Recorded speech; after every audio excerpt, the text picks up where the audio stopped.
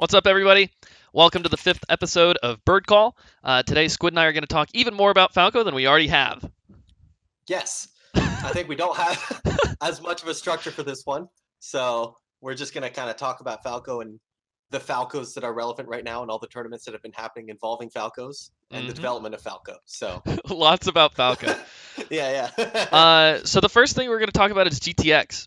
Not like we're not going to go super deep into all the results and everything, but we want to talk because you said that there were 4 top Falcons there. There was me, Yeah. you, some top 5 player. I don't know what his tag is.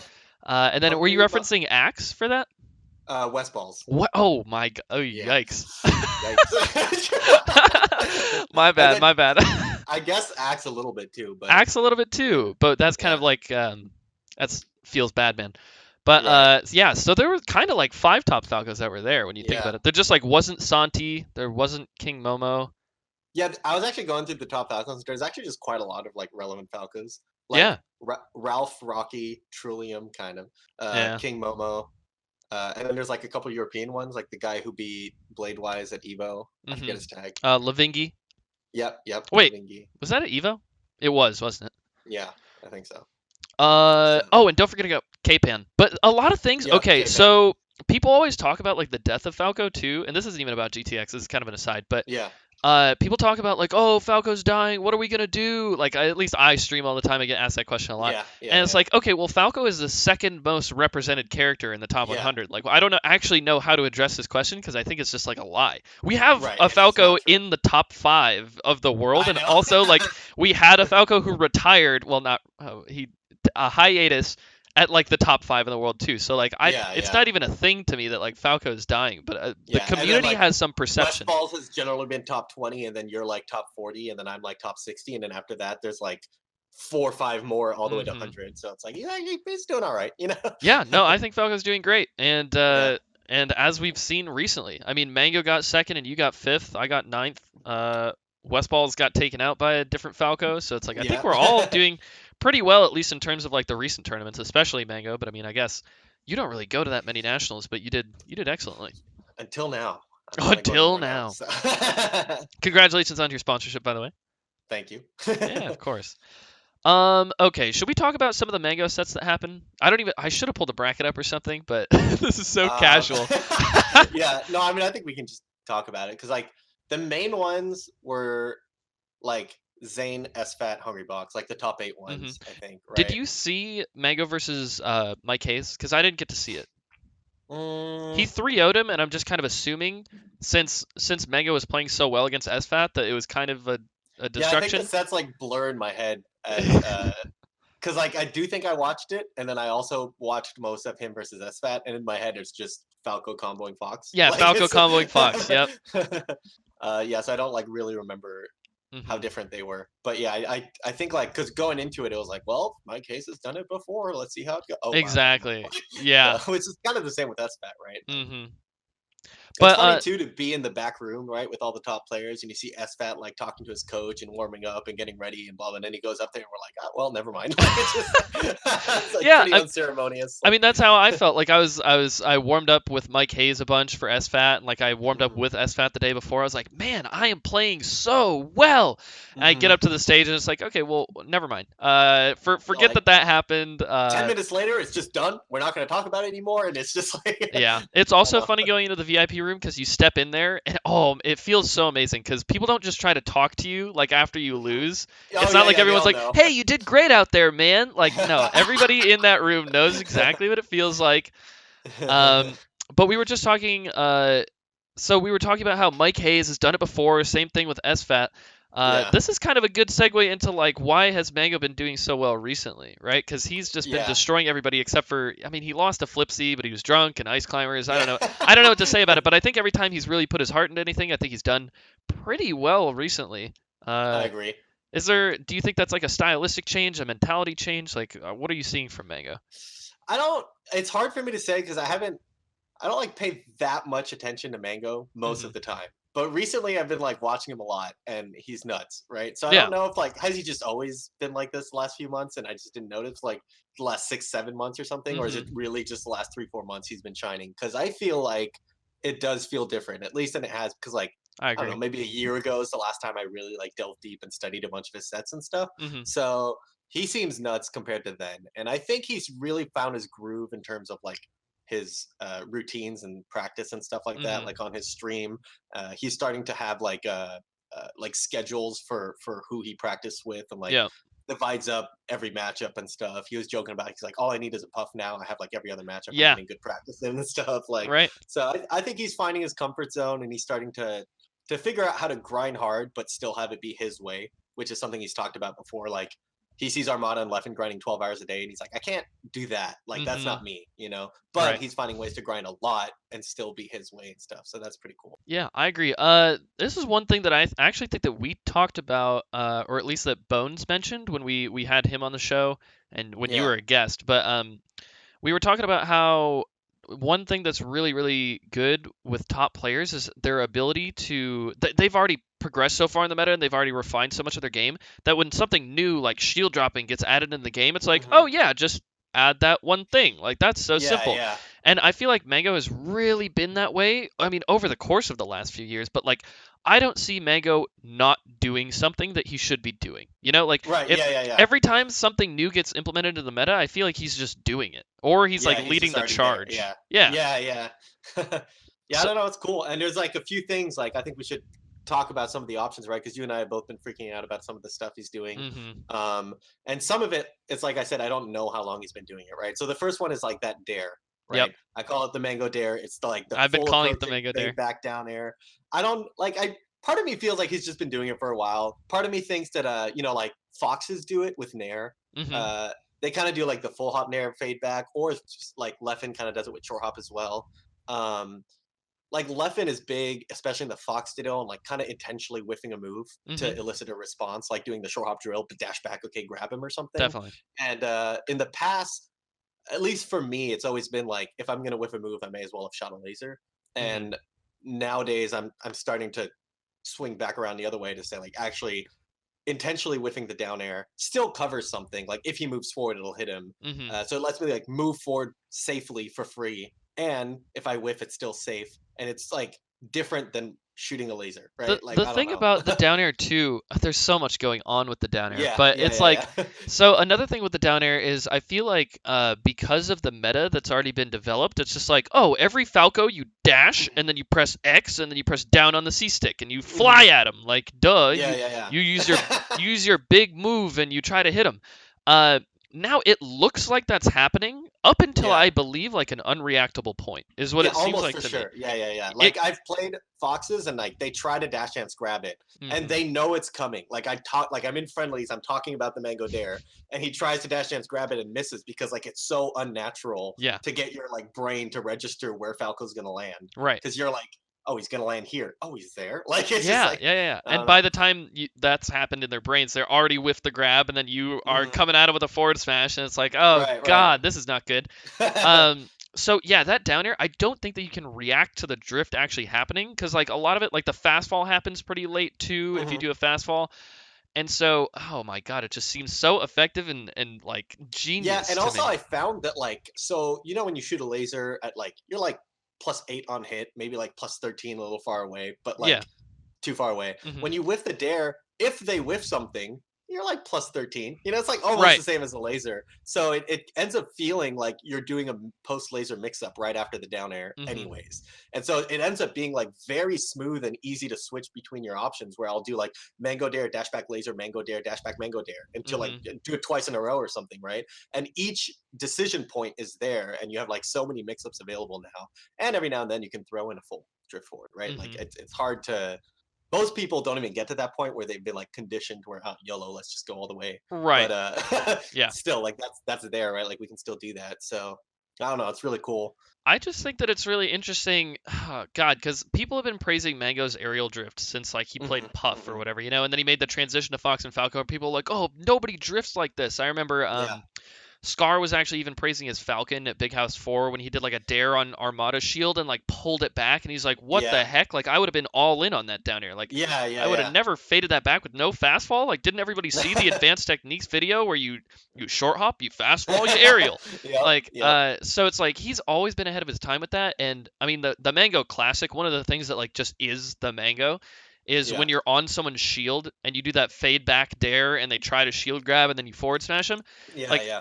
that is just Mango, but it's so interesting to me now that like so much of the meta, especially with Marth and Fox, and even Sheik a little bit, is like wave dashing back or dashing back and then pivot grabbing, Hmm. right? Yeah. And Yeah. I Exactly. think my brain instantly, it's just crazy that Mango's thought of this. My brain instantly goes to, oh, if they're gonna do that, I'm gonna approaching laser, right? Like duh. Yeah. Same. Same. Yeah. Yeah. Yeah. And then Mango's just like, wait a minute, I think I have an answer to this, and like it'll net me a larger punish. And I didn't even think about it. It's crazy. Yeah. Yeah.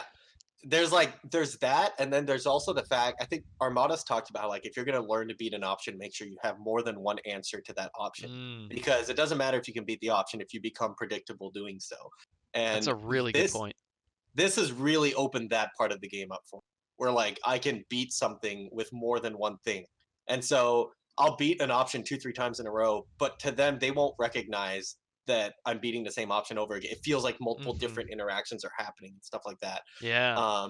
And then also maybe it covers like different other options, Right. right? So like Hmm. you're like all of like these three options beat this one, but this also beats that, this also beats I that, or always something talk like about it in terms of the alphabet. I say if you have the entire alphabet of options, like certain things cover A, B, and that. C, Yeah, and certain things cover yeah, like D, E, and F, right?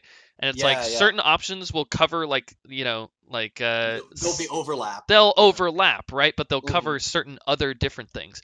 Yeah. That's actually you're actually blowing my mind by talking about Armada talking about that because it's actually a light bulb moment for me, which is one of those Yeah. moments where it's just like, damn, I actually do think a lot of my game plan becomes predictable because the way I see the game or way that I try to optimize it is like, okay, if I know this person is going to do that, or even if I assume they're going to do it, I think what is like the largest punish that I could get? Like, what's the thing I Hmm. can beat it out with the hardest, right? Yeah. And Drug Fox has even talked to me about it. He's like, I feel like you really enjoy playing the game when you can hard read what your opponent's going to do, Right. not just like sitting around and like reacting to what they're going to do, or like kind of soft beating it, then like playing the neutral from there. He's like, I think that you should just try to like read somebody and punish them as hard as you can.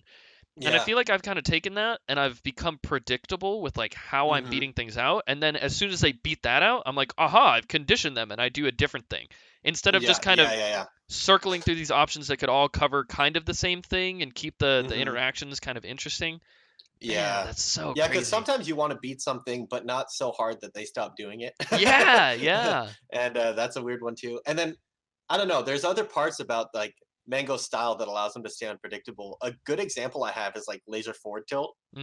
in matchups where laser forward tilt's really good, like Sopo, Yep. or something like that. Where I think you and I have both kind of fallen into this trap where we often just do like stupid powerful options over and over again and Yes, be yeah. like, ha ha ha, there's nothing he can do, Yes, exactly. And I think Mango, like part of the reason he doesn't do that is because he thinks it's lame, right? He's Hmm. like, even if this will beat him, I want to outplay him. I want to show that I can outplay him. Yeah, yeah. But like, I think something that happens as a result of that is that he's unpredictable at all times because like Hmm. the Sopo's like he plays me and he's like, oh, he's gonna forward tilt down there in place and it's hard to get around. But he Yeah. plays Mango and he's like, I don't know, like Yeah. so You're still blowing my mind. It's like I've thought of these things and I've never really like conceptualized them like this because it's so yeah, true. And I know. oh my god, that it even leads into like our next discussion, but we don't have to talk about it yet about what it means to be good at a matchup. But Yeah, like, yeah. oh my god, because I just laser forward tilt the fuck out of Sopo. I'm just like, okay, Me too, dude. you stupid Sopo, ha ha ha ha ha. But then I think about it, and when I play Mango, when literally I Yeah, play Mango, I can analyze him playing all the time and try to put myself in his opponent's head and think about what they're yeah. thinking about. But when I play against Mango, I have no idea when he's going to hit me or what he's going to hit me with. I don't Right, know. right. He shoots a laser, and I can think about all of the decision trees you can make off the laser. And it's just Hmm. like, I don't know which one he's gonna choose. Oh, I don't even. For some reason, I can't remember which one he chose last time. He's Yeah, mixing it up so much, and like exactly. he'll jump at you. Like one of the biggest things is his edge guarding. Like isn't always the most efficient. But what Yeah. happens to me is he'll hit me off the stage, and then he'll jump out there, and I'm like, what the Yeah. fuck is this guy about to Yeah. do? And then he just like pulls back to the stage and then does a regular edge Yeah. guard to me. I'm like, what? You're Oh like, my this guy god. is jumping at me like he's gonna suicide down air, and I know he's down. He Yeah. might do that. You know? Yeah. Like, he's Oh, I he's don't so down. That's the crazy thing too. know. And so it's just like remaining unpredictable and all that is so Yeah. good. And I I, think that there's like it all goes back to that like Mango down air. It's like it covers so yeah. much, but it remains unpredictable and he has other options. It's not like he Right. Of just course. Of goes into course. neutral and just does this He down just air. does it over and over again. But I have done that, and it's actually pretty effective. Yeah, Like, same. when I found it, whenever I learn a new option, I kind of spam it Hmm. on purpose too much, and this one just worked. Like I spammed it too much, and I'm like, okay, Yeah. it's just wow, I can just do this. That's how I felt Um, about most shield pressure sequences. When I learned how to triple shine, yeah, I was like, I'm gonna triple shine every time. And yeah, like everyone would try to grab or roll or do some stupid thing, and I just hit them like, haha. Um, what else too? Westball's pressure. We talked oh, about that too, and it's yeah. just like it Westball's never really pressure. stopped working. 2013 me only Westball pressured. Yep. It was hype. I feel like, oh man. I mean, I feel like the Falcos that did learn how to Westball's pressure kind of knew how that felt when you just blip blip blip blip blip blip. Yeah, Oh, yeah. it feels so good. Oh my god. Um, so Mango, obviously, I mean the Mango down air. Were there other like specific things that you've been noticing? Yeah. The other one I found, so in the last combo he did against Zane, Oh like my that's been god, yeah, clipped 100 it's times, right? crazy. And it's insane. And so he does like double laser shine down air up tilt, and then down airs him on the ground. Mhm. And then Zane like rolls away. And this is where like the pressure sequence that he's been like so far in Zane's head the entire set happens, Mhm. where he wave dashes towards him, wave dashes away, just empty. Just Mhm. wave dash, no shine, wave dash away. And Zane whiffs this nair. And then Mango short hops at him to like whiff punish the nair, but he Mhm. doesn't. He just tomahawk lands and then dashes back towards center with the down air. And that's what hits him, right? That's So this crazy. like empty pressure is the stuff that I've been like taking. Mhm. And specifically wave dash forward, wave dash away is a sequence that when rewatching him versus Zane, he does 4 or 5 times throughout the set. That wasn't Really? the only time he did it. So when I saw it the first time, I was like, that was just an insanely like Mango's so fast and creative on the fly. He just like, oh, this Mhm. will work because I don't have time. Okay, get up, boom, punish, you know. Yeah, yeah, yeah. But I do think that a lot of it is a little more rehearsed. You know, Mhm. it's more like he has a bunch of I don't know. It's like baits that he's done before. Maybe he hasn't thought about and like mapped out everything. Mhm. But I know that's something he's done before, you know, because Yeah. I watched one set. He does it 4 or 5 times. That's not the first time he's done it, you know? That's one of Um, the crazy things about Mango too.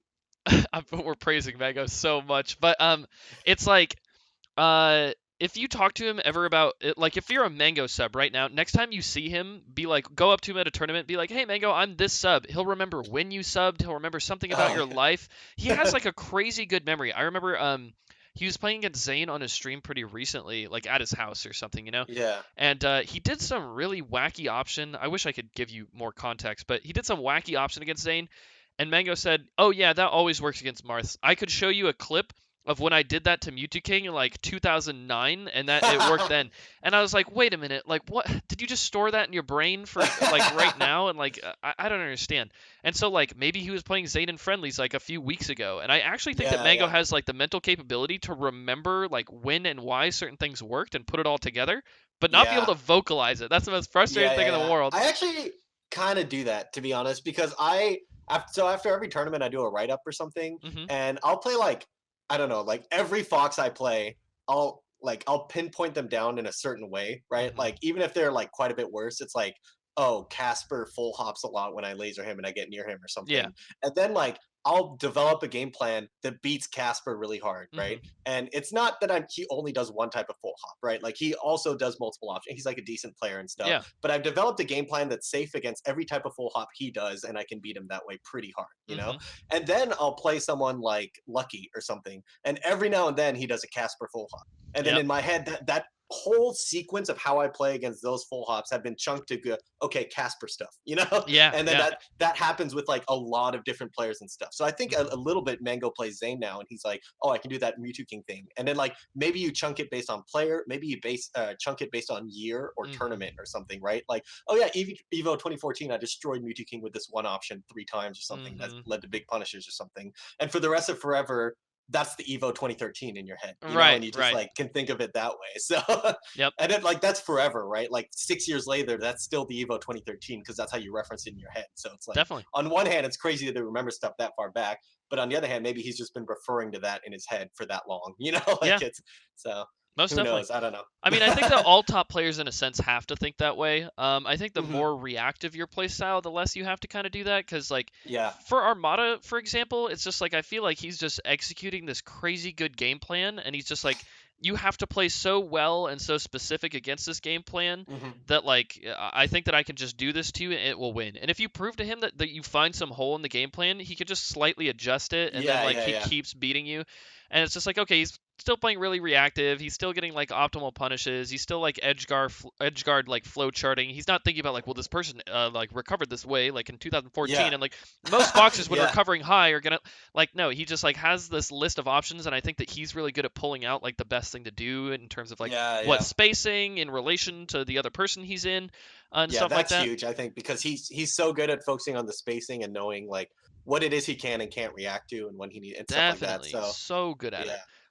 But I feel like with Mango, it's more of just like it is what we kind of talked about, and I think a lot Hmm. of top players are that way. Like, or at least in my perspective, I try to adapt on the fly. So like, I'll come up with a game plan. This is why I always talk about how like if I'm playing in a tournament or something, I don't look at the projections too much because I think people get Hmm. caught up in that. Um, Yeah. and it's like, okay, well, I can watch what like Mango did to West Balls, but there's probably like a few years of conditioning in there, right? Because they've grown Yeah. up in Yeah. the Yeah. same area. Like Mango's done kind of the same things. So it's like, how valuable is that to me? Or even the last time I played West Balls was in like, last October. Like, is that really going to Yeah. benefit me this October? Like, he's probably created a whole new subset of habits that even he has. And like, I don't know how my habits are going to build into that. So like, I kind of have Right. to Right. adapt on the fly. I can come up with a game plan and be like, okay, I think West was just really bad against the shield pressure sequence. Or like, I think I can Right. Yeah. out Yeah. Like laser it's a West Balls. sequence. It's not even that you were reading him. Of It's that course. at that month I was doing this sequence and it was beating Hmm. Westfall's like Exactly. So it's so. like you have to come up with those things, but as soon as they show you something different, adaptation is so important. And I Hmm. feel like one of the things that all the top players are really good at is like they see that and they're like, oh haha, I know how to beat this like really really well. I can do something exactly against that because they've had so much experience in the game. Right. Right. That's just it's crazy. I mean that goes back again to the first episode of Bird Call where we talked about why the gods are good and all that, but Yeah. Yeah. it seriously has like real implications. It's just crazy to me that Mango is still like he's like the thing is doing that down air isn't like new, right? Hmm. It's not Yeah. like Yeah. Yeah. he created aerial drift or that he created I doing know. a short hop down air. But for some reason now in the meta it just makes so much sense that he's doing it. It makes so much sense. Yeah. That just blows my mind. Yeah. I think that I don't know. So while he's like nuts lately, right? And like Hmm. maybe more nuts than before, and we're super praising him. Yeah, But also, I feel like I'm able to pick stuff up that he's doing more now than I was in the past, and that's good. like implement it into my game plan more. And it's making him feel not as mystical as before. I Hmm. think, right? Like it's like, how does he come up with this option? I do the option. Oh, it's just a good option. Hmm. Okay, now I can just be better now, you know? And Definitely. it's kind of like I'm kind of starting to do that with a few of the things. Like, dude, the wave dash back, wave dash forward thing, I've struggled with like empty pressure as a concept for a Hmm. long time. I think like Santi is someone who does that a lot. Yeah. He does a lot of like short hop, waveland back stuff, or like tomahawk dash back through. And I was just always like, I can never find Yeah. that in my game.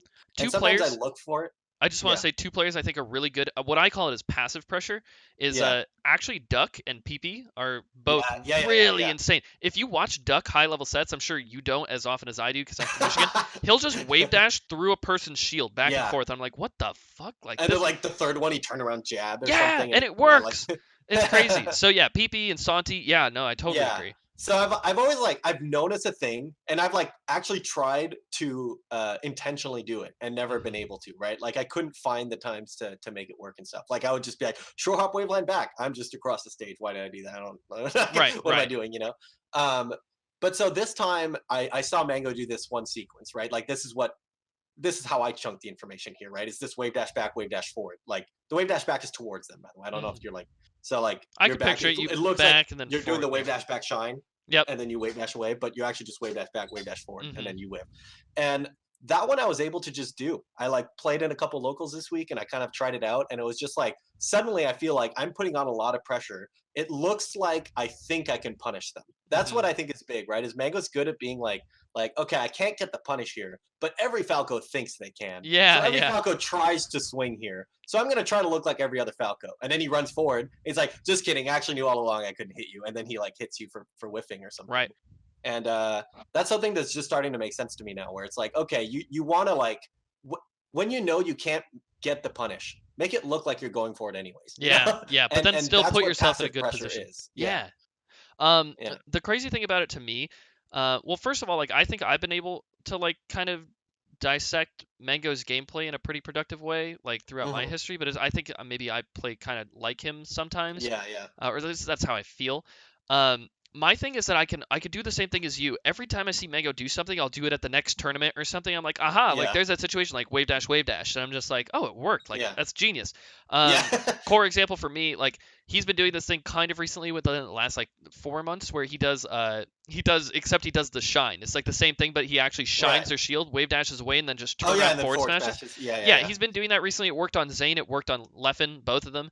And it's just like, damn, like I guess it looks like he's gonna start up some pressure or something, like a Westfall's Yeah, pressure, yeah. and instead he just goes away, and so he like forces them to whiff or at least move towards him or something, and then Right. bam, he hits him, and even if he misses, it's like a space forward smash. Like, okay, that all makes so much sense. I go to my tournament, Yeah. I try it, it works. I'm like, oh god, this was How did he genius. come up with that kind of thing, right? That's what I was gonna Okay. mention is that I can like do it, but how does Mango keep coming up with it? Why is he a Yeah. step ahead? I don't understand. Hmm.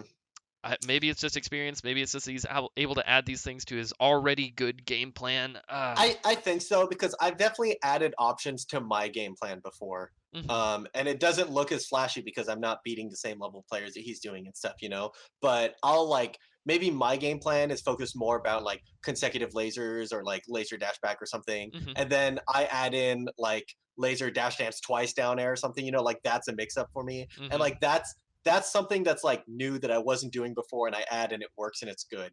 Right. And I think Mango's just doing that with his game plan.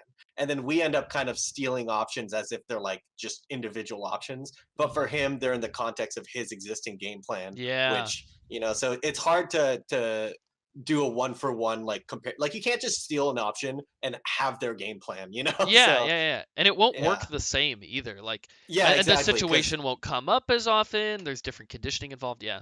yeah, so every now and then you find out, like that's why I think the Mango Dare has been so cool lately, is that that one has just kind of worked, right? Yeah. And it like made the rest of my game plan more effective as a result because, Mhm. like, I don't know, I don't know about you, but I've gone way too far on the side of spectrum of not doing early approaching down airs because I just like thought they sucked, you know?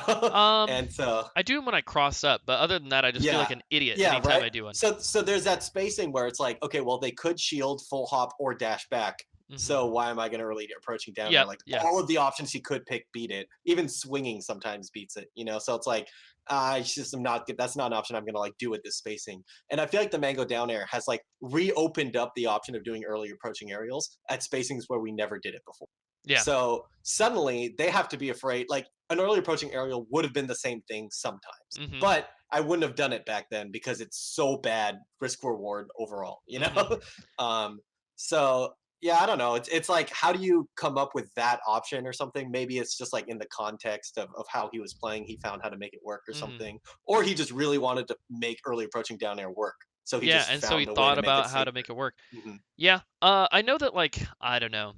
This is just okay, this is a stupid statement, but I want you to know like where my brain is normally at when I'm watching Mango play. And the Hmm. better I get at the game, the more I realize that like oh anybody can like put certain options into their gameplay. It doesn't really matter. But I know Yeah. that Mango is doing analysis, and this is back in like 2014 when he was in like Ohio or something. Like a long time Yeah. ago, he was doing analysis on his stream, and he was talking about how when he gets in this mode, he sees the game different than everybody else. He's like, everybody sees this, this flow chart, blah, blah, blah. Like, I just see the game in this other way. And I've Hmm. always thought of Mango as this guy, like, when he pulls out these options, just like, damn, like, he's just some on some other level, and that I think that's Mm-hmm. honestly just me putting him on a pedestal. Because the more, like I said, the better I get, the more I'm just Yeah. like, oh yeah, that's just an option. Like, and it makes sense kind of with the conditioning that he's already built up and like revolving around the meta. Like that makes a lot of sense too. And like, Mm-hmm. oh, you know what? He always does like run up shield, but now he's starting to do the run up early down air, and so it's like people might be a little bit more convinced to like do the Right. run up Right. grab on him, and everything starts to kind of make sense. And instead of like me thinking like, oh, he's just like he's this free flowing creativity monster. Yeah. Um, but I think that's really cool, and I think that's somebody that like anybody in chat or anything can pull away is that like these are just options in the game, and it's just like you can Yeah. think of these things So, too. have you read The Art of Learning? Yeah, So there's a chapter called The Illusion of the Mystical, yeah, right? Where it's like you play someone and it just like it seems like no matter what it is that you do, they're a step ahead of you or something like uh huh, that. And I think it like is beneficial to you as a top player to buy into that. You yeah, know, yeah, to sort of have that be your projection of who you are as a person or whatever. It's definitely. like if people are gonna think like, "Whoa, is he actually just fucking nuts?" I think it's like you should just say yes, you know? Yeah, Like, yeah, and it's just like, oh yeah, I mean, I'm fucking nuts. And then people are like, I don't know what to do when I play him. He's just nuts, you know? yeah, But yeah. but in reality, like nobody's like that, right? Like Hmm. everybody eventually comes back down to picking human options in a human way, and the game, Hmm. is uncaring. Yeah. So yeah, I don't know. I kind of like to the because that's also kind of boils down to mentality as well, right? Like Hmm. Mango thinks this about himself, and it boosts his confidence when he plays and stuff. Yeah. And maybe that projection also helps him because now people think this of him and stuff Hmm. like that. So I don't think that we had the talk about being delusional. Did you have you ever heard me talk about that before? we might have, because if not, I've had to talk with other people about it Yeah, too. because I think that the way you should perceive yourself is I think you should be delusional about how good you are. You should Mhm. think that you're better than you actually are, but not so delusional. Like I don't think well at this point in my career I think I can beat anybody in the world. But it's like, if you're ranked like 7th on the Utah PR, I'm sorry Utah and I'm sorry whoever is number 7 on the Utah Yeah, PR. you just called someone out, I know. an individual. I know. But like you probably are not gonna beat Armada. Like, well, I mean Armada's retired now. You're probably not gonna beat Hungrybox. Like that's literally just the way that it is. He is just that much better at the game than you, but like you should think that you can beat number 1 on your PR. Like you should be like Yeah, delusional about your skill level to the point where it helps your confidence. Cause yeah, I was watching this you don't follow MMA, do you? a little bit. Okay, UCF or anything? I don't know if you or Yeah, UCF. a little bit. UFC. Hey, So there's when McGregor missed a dash back, okay, so there's this fighter named GSP. He's super famous. Oh, he's Super. Canadian. I'm Yeah, Canadian, he so. is Canadian. Yeah. Wait, did you say that you're Canadian? Yeah, I was born in Canada. I don't know if you Were knew you that. actually? Yeah, I was I'm born. also Canadian. Oh, what the heck? Yeah. Oh, okay. So anyway, GSP, legendary fighter. He was on the Joe Rogan podcast. Shout out to podcasts. But he was on there and he was saying, yeah, and this is something I posted in my Discord. I said confidence or skill without confidence is like having money and not spending it. Yeah, Right? yeah, So yeah. it's kind of like a vehicle for your skill is your confidence, Hmm. right? And he talked about how he sees these regular guys at the gym and they're just like they kind of suck, right? At least compared Yeah, to GSP. But yeah. then like if they have this crazy confidence about them, they're like holding themselves high. It's like they pull out things that like he didn't even know that they were capable of doing. Right, And it's right. like you need to put yourself in that state where you're so confident that you're doing things that like even you didn't know that you could do. Like you're playing above your level, which is like the Yeah, yeah. goal of like reaching like flow state or anything like that, you Right, know? right. Yeah, so I don't think we have had this conversation. My version of the conversation is that in order to like become one of the best, you need to have this like work ethic, this delusion and believing in yourself, right? Because like Hmm. if you don't believe in yourself, why would you put the number of hours required that it takes to get good, right? Definitely. Like you just have to believe that you can make it. And in my head, there's two ways to like have that belief.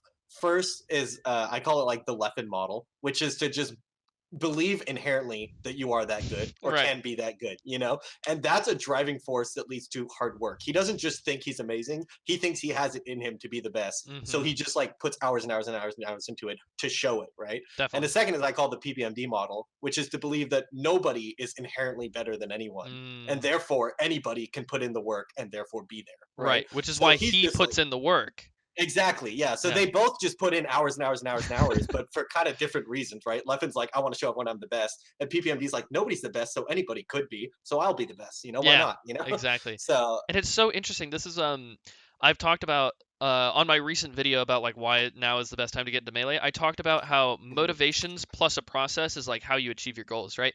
And we're mhm. both talking about how they have the same process, which is really really important, having an efficient process, but the Yeah, yeah. motivations are literally the exact opposite for them. Yeah, But yeah, it's just like exactly. whatever truly resonates with you can be effective. It's like everybody has Yeah. different motivations, but as long as it's a part of like the driving force behind your process, like that you'll achieve your goal. Right. And these examples are like for their overall process, but then what you were talking about too is like in a specific game you need to be able to like dig deeper, right? So Mhm. there might be different ways that people think about that too. I haven't like gone as much into that personally. But that's also interesting to think about, right? Is like what is it that you dig deep when you're down 0-2 and you're like, can I win or Mhm. something? And then are you gonna believe you can do it, or are you just gonna say let's learn? Or are you gonna Mhm. like there's different ways to approach a situation and see what works best for you and something. So because that's Definitely. the other thing, right? Is while we're talking about these different mentalities that people have, uh, it won't be the same for everyone, and it never is. So Mhm. yeah. One thing that I think is really interesting, in terms of like being delusional or anything like that, is for a long time, I think like God, just because your perception and the phrasing that happens in your mind, I think matters so much in terms of your confidence, and then Hmm. also confidence being a vehicle for your skill. It's like for a long time I felt like I should lose to Duck, right? Like Duck is Hmm. he was always like 20th in the world or something, and I was like not ranked. And so I was Yeah. like, I don't know, this guy is so much better than me, very obviously. Like his results Yeah. have shown that like, he doesn't get these results for no reason. But then it's like I've lost to him every time, and there's a reason Yeah. why, and I Yeah. Yeah. lost Yeah. to, Beach, right? I used to live Yep. with Beach and Yep. everything. I lost to him 50 I met sets in a him row or something. in Yeah, Ohio. great guy. But oh yeah, right. At ages. But so it's like I lost 50 sets in a row or something, but then once I actually reframed it in my mind as like, Hmm. you know what, I am good enough. Like I can picture myself beating him, which is like Yeah. visualization too. Like I couldn't picture myself beating Duck, and I think that's why I Yeah. never have, is because I've always had him on this like pedestal of being a better player than me. So it's like of course I'm Yeah. like predisposed to like either playing worse against him or not having the confidence to like go for what I need to because I think he should win. Right. It's this weird, there's like a nebulous concept there, and it's kind of paradoxical, I think, because it's kind of a chicken and the egg thing, right? Like, Hmm. is he better than me? uh, and therefore I think he's better than me, or is he better than me because I think he's better than me? Right, right, I right, don't know right. if I phrased that right, but basically, is it your mentality causing the results, or the results causing your mentality? Right. Yeah, There's this guy in SoCal, Neighborhood P, a long time ago. He used to I be know ranked. Neighborhood P. Yeah, he's controversial for some reason, Hmm. but he used to talk about mentality a lot, and he had a great quote that I've always remembered, which is that competence breeds confidence, right? And so Mm. people always say like you have to have confidence, but like why are you going to be confident in executing a ledge dash in tournament if you haven't practiced ledge dashing, right? Definitely. Or something like that, right? Hmm. So once you sort of believe that you can do it, or what, like show yourself that you can do it, and then believe you can do it, Hmm. then you can do it. But it's hard to like say, okay, well, how do I know I can do it if I've never done it before? Yep. Or why should I believe I can do it? What can I do to make myself believe I can do it? Or Hmm. that's another one, right? Because I don't know, it's weird. Every time I reach a new milestone, it's like the next milestone seems now more achievable, right? Like, Hmm. um, so like GTX was probably the best tournament performance I've had at a national. Hmm. And when I reached there, like when I got to fifth, like guaranteed fifth, I'm playing Zane, and I felt that, like I felt this before, and it was like, okay, I've already achieved something. How do I stay focused and put 110% in to try to achieve more? Hmm. And I don't know if that's like, I don't know how many steps you can skip, Hmm. because like maybe that is a real thing that's hard to avoid. Maybe, I reached this tier. Okay, now I have to focus on the next tier, and that's just a reality. Yeah. Or maybe I needed to get there, believe I can get there, and now I can look at the next tier, Yeah. or something. Maybe that was a necessary step, right?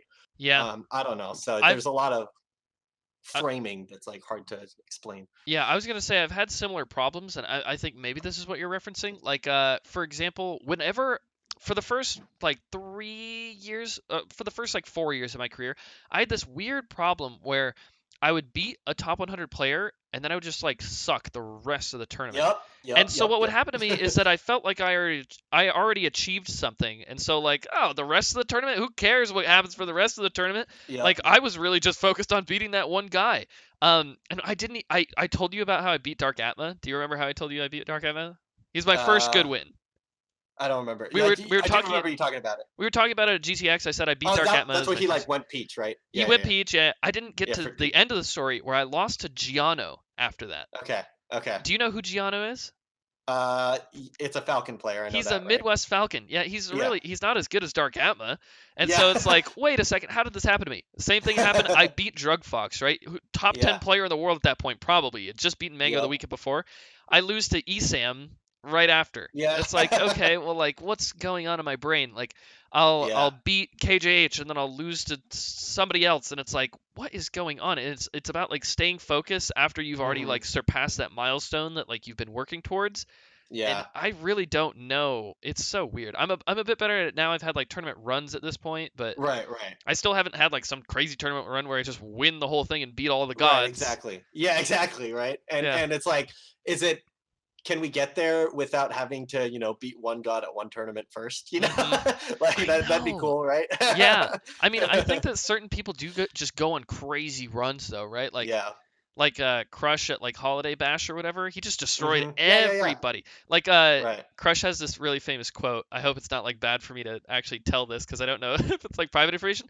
But Yeah. I think that Kalindi was there, right? KJH? Yeah. I I think think he so. was. So so Laud and Kalindi are playing. They're playing because Laud has to play Crush, right? Okay. And Crush walks up to Kalindi and says, "Hey Kalindi, will you play with me instead? I have to warm up for SFAT." Oh no, he did. He said this on stream. Yeah. Actually, in, like the interview afterwards. And that's so funny though. It's like he's so You should confident. finish it for people. The story, right? Because Well, it was I like he think had I- to play. He Oh, had, no, yeah, I yeah, kind yeah. of did. He had to Yeah, play he against brushed Laud, over. but he was just like, "Oh yeah, hey Kalindi, will you warm me up because I have to play SFAT?" And it's like, wait a Yeah. minute, you have to play Laud first. Like Laud Yeah. has beaten SUJ at this tournament and is like a top 30 Yeah. player in the world. You're just gonna brush him aside, and then he whooped everybody and won the tournament. So it's like, And he's like, oh my god. absolutely. I think he might have done the same thing with Nunn. I think, be just like brushing over Nunn and saying he has to warm up for the next guy or something. So I it's think Crush is like a really good example of someone who is like delusional enough to have the confidence and have it like you Yeah. can see how it breeds the results even. and I think good at projecting some like an image, right? That people aren't sure about, and it might like throw them off a little bit. Actually, I saw an interview with Mike Tyson once, and Mike Tyson is like known for being like crazy, right? Like he Yeah, bit a guy's yeah. ear off. He might actually be crazy. Yeah, But right. also, like while he was competing and stuff, he went on like a 20-something win streak, and like 15 of them or something were knockouts in round one in the first minute or so, right? Like he's just like this fucking crazy strong guy. Definitely. And he talked about how that's an image that he intentionally very much so pushed out in like news interviews and stuff like that. Mhm. And so like the bell would ring at round one, and he would like kind of go for one more swing, maybe not actually punch him or something. Yeah. Like give the image of someone who's so unhinged he didn't realize the bell just rang, right? And that's an image Yeah. that was helpful to him because now everyone plays him or fights, boxes him, Yeah. and they're like, he's actually just crazy, you know? Yeah. So it's like Crush, I think, kind of the line gets blurred. Who is he actually? What does he actually believe about himself? And what is he projecting to the world Right.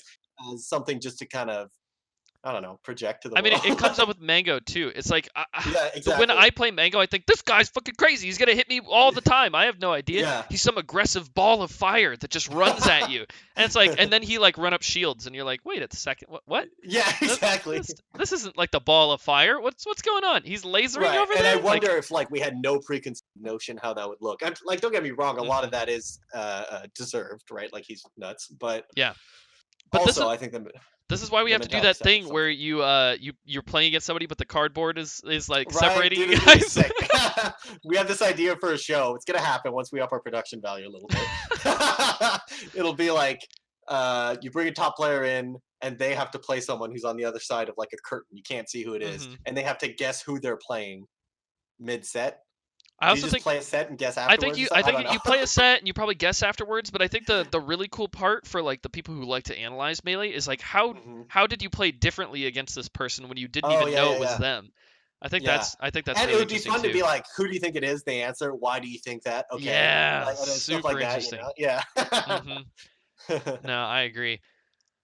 Oh man. So yeah, I don't know. We talked a bit about mentality. We talked about Mango. What Yeah. other parts of GTX were we interested in? Your run was excellent. Tell me a bit about your set with Westballs. We actually like you and I didn't even talk about it Yeah. really.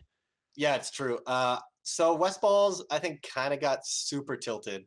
So I describe my set with West Balls as three things happen. One, sometimes I outplayed him. All Mhm. right, that is a thing that happened. Second, sometimes he played horribly and made egregious errors and SD'd or Yeah. just like air dodged in place and I punished, The something circus like that. music starts playing. Right, yeah. And the third one is sometimes I cheesed him. Okay.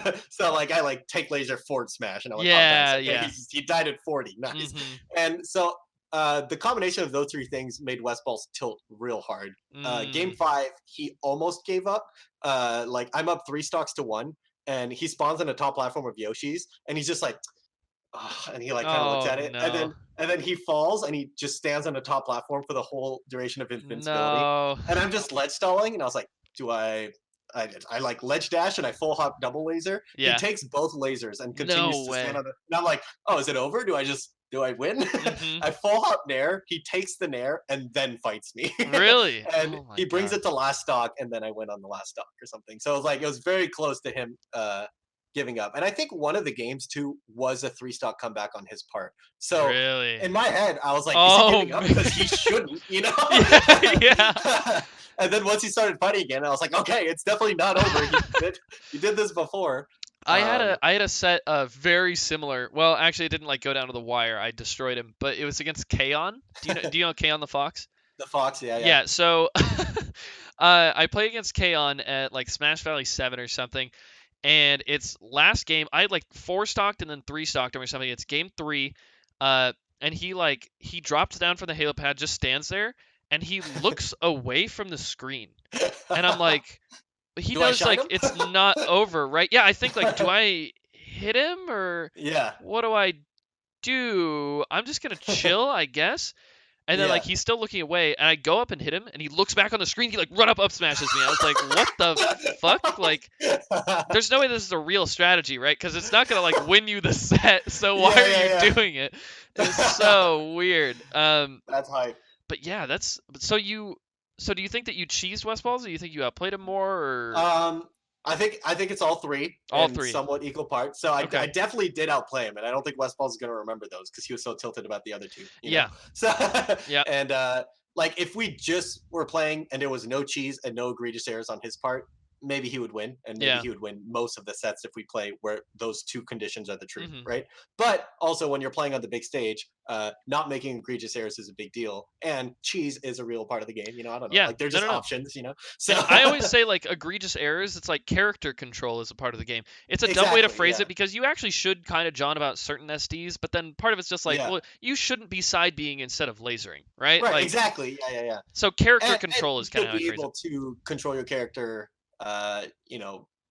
when you're in a different state playing for 13th and Oh, losers or something, definitely. like that. Yeah. That's a huge part of the game as well. And I kind of talked about to you about this, about how at GTX I was like the most relaxed I've ever been Mhm. at a national. I don't really know why, but I was really just like, I think I was just like, I don't know.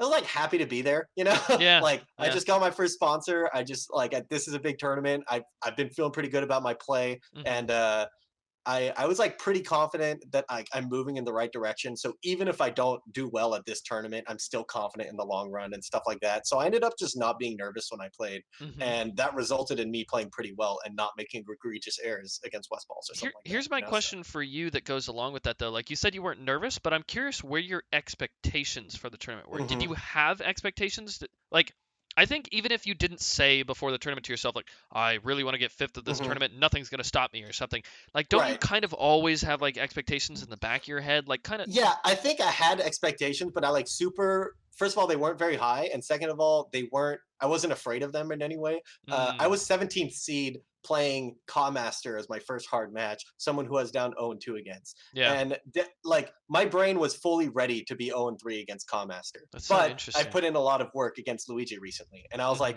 all right, well, I don't know. Like we have a Luigi in SoCal. He's not ranked, but he's pretty good curve. Yeah. I just destroyed him on Thursday before GTX, right? So I was like, I'm sick against Luigi right now. But also I thought that before Master beat me. This all goes back to competence breeds confidence, right? Exactly. Yeah. So I think I was like, I absolutely could just go there. And also, he lost to Magi like a month and a half ago at DreamHack or something. And I did watch that set. So I was like, kind of, okay, I kind of know how he plays against Falco, both from playing him and from watching him recently lose to a Falco.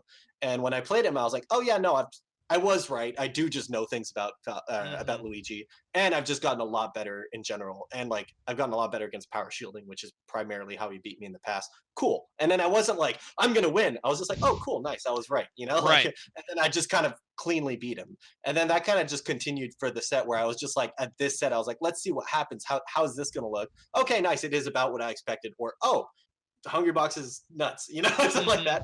And then so it was just like one set by one set. I was just kind of like seeing what was going to happen and letting things happen. So that was pretty fun. That makes sense. A lot of times I'll be asked in my stream or something. I'll be asked, like, I get so nervous. Like, how do I become confident in those situations or something? And like I always say, practice, because for me, what gives me confidence, and this is like I think it goes along with what you're saying, is like I fall back on my practice. Like, why do I think I can hit the ledge dash? Because I practiced the ledge dash. If I didn't practice the ledge dash, there is absolutely no reason in my mind that I should be confident.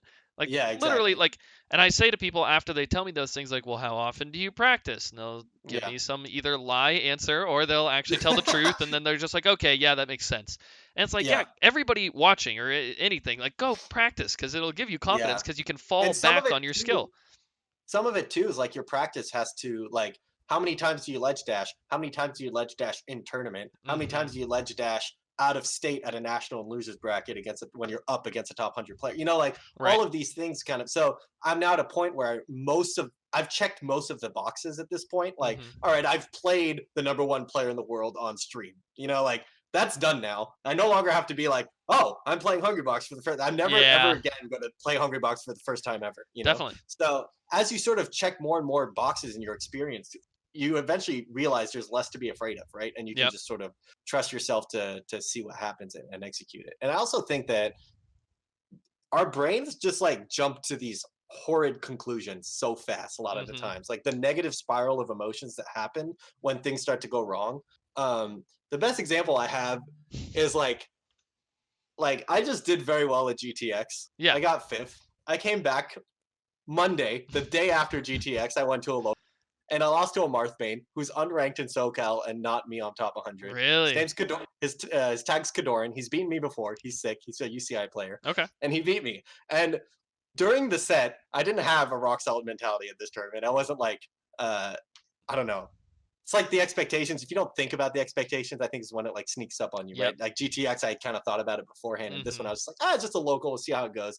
It's my first local as a sponsored player and stuff like that. Yeah. And then I lose to this guy, and I'm like, what if he's the protagonist? And we're gonna get good, and that's just over. You know? So, and then like, I think I caught it, right? I was like, oh wait, this is the thing I talk about. That okay, it's fine, you know. And then like, I lost. I took a second, and then I was fine for the rest of the tournament. But definitely, like in the moment, those thoughts and emotions can sort of creep up on you, and if you have no experience dealing with them, they'll overtake you, and that's just the emotion you're feeling for the rest of the day. And that's really hard to jump out of. So I just realizing the absurdity of some of the thoughts that can just enter your head, I think can be effective. The really funny thing to me though, sometimes when you're not focusing on the expectation or something, and you know, everybody always tells you like, don't think about like losing, think about how much you want to win, you know. And then you're sitting there and you're about to lose to this unranked guy, and your brain goes, oh God, what if you lose? And then I'm just like, oh yeah, what if I do lose? That would be really bad. Oh shit, I just got sponsored. Oh, this fucking sucks. And then I'll think to myself like, oh no, I shouldn't be thinking about that. Duh. Like everybody says to not think about it. But then I'm like, but then why am I thinking about it? Like, it's just like, oh shit, it can be so bad and just snowball so fast. But if you're like very real about like the emotions and everything like that, you can definitely and also it's like at the end of the day, that's not a thought that has any effect on whether you win or lose, because like I've said before, the game is uncaring, is what I like to say. So like at the end of the day, you could be having all these thoughts, but what you should be thinking is he forward smashing or is he grabbing in this spot or something like that? 100%. And that's the thought that allows you to counter the option he's beating and beat. Because like Mhm. literally with this one, as soon as I lost, I watched the VOD. Like I pulled up Twitch, like VODs skipped to 2 hours and 14 minutes, and I watched the VOD of me losing 5 minutes earlier. Yeah. And I was like, oh, I'm being an idiot. I was jumping into this because I was thinking about not being the protagonist in the real world. Yeah, yeah. And so I played him again in losers and I won 3-0. And That's it was good. very like it felt very mentality based in terms of like, oh, this is the tangible effect mentality can have on your options in game. And then your options in game are the only thing that matter at the end. So I definitely agree. And that's kind of what I was getting at too, is like I could even think about not thinking about those thoughts. Actually, yeah. a perfect example of this is I had to play against Lovage at Big House 6, I guess. And I lost to him, and honestly, at that point, it was kind of an upset. Like I kind of should have beaten him. Well, Yeah. I don't know. He beat Leffen. He's good. He's a really good player. Yeah, he's a weird one. Yeah, I don't to know. like call upsets or not, because he actually is just inactive, but he won Big House 1 and he beat Leffen that tournament. So Yep. So whatever. He's really good, but all I could think about is I really never played on stages. For some reason, I never Yeah. played on stream. I never really played on stages. I didn't really get the Mhm. limelight or whatever. And here I am, winner plays Armada. I'm up on the stage in front of thousands of people, and all I could think was, as long as I'm not nervous, I think that I have the skill to win. So I'm Yeah. up on the stage, and the only thing in my brain the whole time is, well, just don't be nervous. Don't be nervous. Yeah. Okay, he killed you. Don't be nervous about that. It's okay. Just don't be nervous. Like, you got to be confident. Don't be nervous. It's okay. Like, you're not nervous. No, you aren't nervous. And I actually don't think I was very nervous throughout the set, but I don't think Yeah. I had a single thought about the game. Right. Like, oh my God, I look back, I'm like, why didn't I beat any of the things that he was doing? I didn't think about Yeah. it. I was just busy Exactly, trying not yeah. to be nervous. Yeah.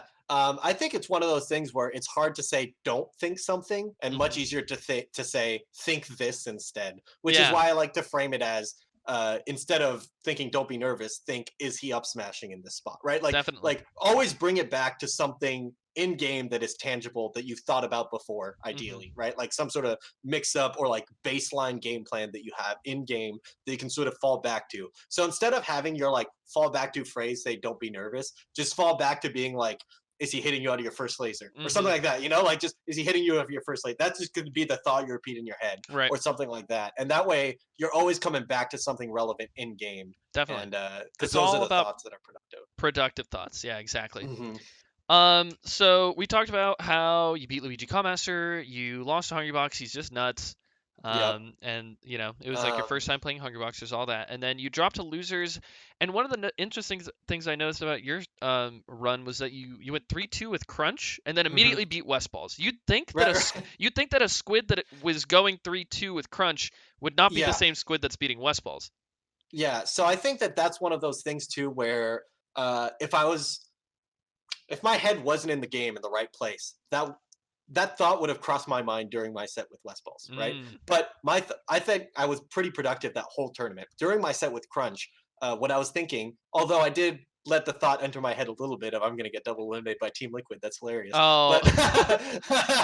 But more than that, much more than that during the set, I was thinking, okay, he's doing full hop on the side platform, drop down back air, full hop back air, drop down back. He's playing on the side platform. Okay, let's counter pick up stage that doesn't have side platform. Okay, this time he's counter picking. Let's play around the side platform. I know he's going to play. Okay, you know, and I was very much so thinking about his game plan and stuff. And when I play Westballs, it's no longer, okay, Westballs not going to be doing that side platform stuff Captain Crunch is doing, going to be doing other things. Westballs does Westballs things. What do I do to beat those, you know? And so there was no like, well, if I can beat this full hop back air, drop down back air, I have to be able to beat all of Westballs' options. Those are completely different. What's the equivalency there, right?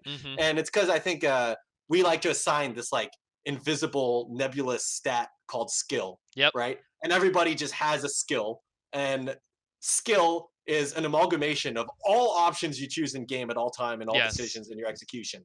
So if you can beat this guy, you can beat this guy, even though it's completely different options. 100%. So yeah, I think that I was actually just kind of playing the same both sets, right? Like I don't think I played better against Westballs than Crunch. And I think I was just focused in both, and they did different options, and I was a different level of preparedness against both of their options, right? Yeah. So that's kind of how I see it. I think I played pretty good against Crunch, but I've never played against Crunch before. And his options were kind of surprising and stuff. So yeah, I mean, that makes sense. And it's just so funny. I'll talk to a lot of people, and they'll be like, oh, who do you have in your pool? Blah, blah, blah. I'll talk to them. And then I'll say, well, who do you have in your pool? And then generally it's somebody who's kind of lower level. They'll say, "Oh, dude, I have like I see Snowy's in the chat. I'll say, "Oh, I have Snowy. God, I'm just like I don't think I can win, dude. I'm playing fucking awful this weekend." And I'll be like, "You're playing awful this weekend? Like, how do you know how you're gonna be playing later? Like, do Yeah. you think that the friendlies you've been playing earlier are some like 100% one-to-one indicative Yeah. of like how you're gonna be playing against this Oh, I'm person hitting in tournament?" 40% of my L cancels this Yeah. weekend instead of the normal 60% rate that I like to have, you know? Yeah, exactly. It's like I really feel like people are really bad at evaluating that, and so are Yeah. like minds, I guess, or like somebody that doesn't have like a good mentality would say like, "Oh, I'm just playing bad, and like it doesn't even Yeah. matter about my opponent's game plan. I just can't do anything." Right, And then you exactly. you just like get What yourself in what this option rut. are you playing bad against? You know, Yeah, right. that'd be a good follow-up question to be like, "Oh, I'm playing bad." "Oh, yeah, against what?" Yeah, "Oh, exactly. you They know, and probably then don't they're even all have an answer. They probably don't exactly even have an because answer. they're not having productive thoughts at the time. I actually had someone there's like this lower level player. I'm not going to call him out, but this lower level player in SoCal walked up to me one time and he was like, "Squid, what do you do when you're just playing bad?" And I was like, "I just don't think about it." And he's like, "Dude, I feel like I'm just playing bad this tournament." And I was like, I kind of like jokingly went off at him. We have like a Mhm. close enough relationship that I could do that. And I was like, who cares? What is your peak performance right now? If you Yeah. played the absolute best that you've ever played, you get what, ninth, 13th at this tournament? You know, Yeah. like who cares if you're playing bad? You have so long to go, anyways. Focus on productive thoughts in the long run and see what you're doing wrong all the time rather than what you're doing wrong today, Yeah. you So know? so you were And it's kind talking of a to joke, but you were talking to Captain Faceroll then? and he got 13th at the tournament. And I was like, oh, come on, Face Bro, get it together. Come on, Faceroll. It's not like you're gonna win. Just But yeah, I don't know. I think people kind of focus on things that aren't the game all the time. And that's no, where all of the 100%. mentality problems come from. Mhm. So it's just like, instead of thinking, don't think things, just think about the game. So that's how I like to Yeah. solve I that. 100% agree. Let's see. So that was really good, and then you beat Bananas. God, you went on a crazy Yep. run. You beat Yeah, it was pretty good. Bananas. So Bananas was a weird one because going into the set, I think he's ranked 33rd. I'm ranked 58th. Mhm. But I felt favored going into the match Yeah. because I play Army all the time Yep. and I've labbed Ices a lot. So this is a lot of the competence breed confidence stuff where I was like, I know Ice Climbers and I know my game plan Yeah. against Ice Climbers. So I'm like, I know that he plays a little different than Army. And like I can adjust to that. But Mhm. I kind of know what I'm going to do. Also, something that helped with Bananas is I played a different Ice Climbers at a local that week as well. This was Mhm. on Tuesday. We have this Ices in SoCal called Zach Fair, who's starting to get pretty good. And he took a set from me in winners. And a large reason why he took a set from me was, well, he took one game as Puff, so that's part of it. But another reason is uh, my game plan against Ice Climbers has largely turned into an anti-army game plan rather than an Mhm. anti-Ice Climbers game plan, where I'm like reading him a lot because he's the only Ice Climbers I play all the Yeah. time. So I've like had this set of options that are anti-army, and then Zach Fair is not as good as army, but his options are different than armies, and therefore I was like just spamming the same thing. And then so once I took a step back, and it's hard to think about stuff like in game. You kind of talked about this, but Mhm. like in game, you're just like, why wasn't I thinking about the options? And that's one where I lost the set, and I was like, oh, he's just doing this. What beats that? And it like the specifics don't matter, but the answer was very easy for me to think of. I was like, oh, I Mhm. just need to like dash dance around this, and it is fine, right? Mhm. And so it got me in the mindset of not being an anti-army, anti-ice climbers player. So I played Definitely. Bananas and I was ready to sort of adapt my current Ice Climbers game plan to not just be anti-army, but be ready for it. And of course, some of the stuff is universal, like punish game on Nana and stuff. Most definitely. Yeah. And yeah, so I think overall I was just very confident going into that one and it ended up kind of going how I expected throughout the set. So Mhm. That's really good. What was the set score on that one again? it was 3-1. 3-1. I Okay. lost I an was FP, I was yeah. gonna say I didn't think it was a 3-0, but Yeah, yeah. yeah. Well, that's really good. And then right after that was face roll, or am I wrong? Hmm. Okay. Yeah, it was Nice. faithful. Well, it was the Top next eight. day, but Yeah, yeah. yeah, and that went really well for you too. I was Hmm. going over the bracket. I said it was like a solid 3-0, but it Hmm. wasn't like every game was like a 3 stock from you or something. It was like pretty Yeah. close, but I feel like you executed the things you needed to execute and you were like kind of in control for most of Hmm. the set. Is that kind of how you Yeah, felt? I was like a little ahead at all times, and he Mhm. never like there was never like a swing back and forth. It was like, oh, he's a little ahead and he wins by a little. Okay, he's a Mhm. little ahead and he wins by a little. So I just felt kind of like stable Yeah. throughout, even though it wasn't like decisive. Yeah. Um, That's but it was exactly like what I just talked about. decisive enough. Yeah, exactly. Mhm. So that was pretty good. I was joking with Zach SFAT before because he was like, "How you feeling?" I was like, "I don't know. Like, I've played Face Roll so many times, and it feels kind of random sometimes. Like, I'll just destroy him one day, and then the next day he just like shield grabs me 3 times, and he's like, "Oh yeah, so like random." And I was like, "Yeah, stuff out of your control." I was just like joking, but like getting shield grab is out of my control, right? Right. But yeah, so I just kind of wasn't too worried about any specific things or focus. I was just like, yeah, who knows? Maybe it's random, maybe it's not. I'll just focus on my game plan and we'll see what happens. And yeah, like some of the games, especially game 3, like I kind of just pulled out. Like I was down game 3 at the very end, and then I got like an up air down air, which like took his jump and he died. At, like, Oh yeah, that was crazy. yeah, I remember that. yeah. And So you that grabbed the ledge, you shine turn around upbeat and grab the ledge from him or whatever. That was solid. that was kind of big too because it was like it was a pretty decent read on his platform movement. He was kind of like afraid to fight me more so than usual actually on the ground and stuff as the set went on, and so he like shot more needles on platforms than normal, and then finally this time I called him out as he went up with an up air and it just killed him at 50, and I was like, that's nice. awesome. Like, yeah and then Zane destroyed me, so and yeah, Zane beat you. Yep. But oh god, I was watching that set with Mango actually, and Griffin, and with Griffin actually. It was me, Mango, and Griffin. And Griffin was like, "Oh, he solved the Marth matchup actually. Like, you're about to see Mango. He's actually solved the Marth matchup." And Mango's like, "All right, let's see." Zane like takes the first 2 stocks or something, and Mango kept saying the whole time, he's like, I don't know about this one, Griffin. I don't think so. It's not looking good." And then he started like doing stylish things, and Mango's like, I don't know, man. Yeah, Baseball and I were joking the entire night that like, oh, well, whichever one of us wins will definitely beat Zane because we've both equally solved the Marth matchup. Right. So Zane's just guaranteed 5th, so doesn't matter who wins. Yeah. That's funny though. But yeah, a good tournament overall, honestly, huh? Yeah. It was have you analyzed you versus Zane yet? Not yet. No. No. I have my next Sammy lesson tomorrow. Go over it then actually, and I'll probably go over it a little before then just to make sure I don't.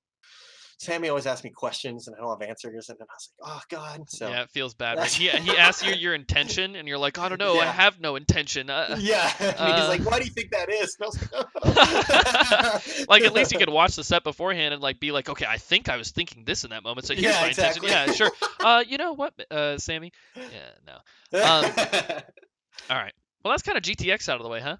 Yeah. Other than that, like Westballs and I just kind of did nothing. Yeah, I mean, and then Axe lost to Ice Climbers, so. Yeah, so Westballs lost to Army. Yeah, actually, Westballs lost to Army. He actually like usually does very well. I think he has like an 80% plus win rate against him. Really? And I haven't played him in quite a while. It had been like, I think it's been like 8 to 9 months or maybe even more. I'm not really sure. Yeah. So I actually like wasn't sure what to expect going into it. Like I've played Lucky a lot more than I played Westballs, but Westballs like kind of just goes to the different locals than I do. He goes to like the Friday one that's like 2 hours away from me and stuff. So it's like, yeah. So I didn't know what to expect, and that just went well for me. But the Army Westballs one was like, I think Army just got this one, And it's like, maybe Westballs will continue to have a positive record. Maybe Army's always improving too. It's hard to tell because he just like.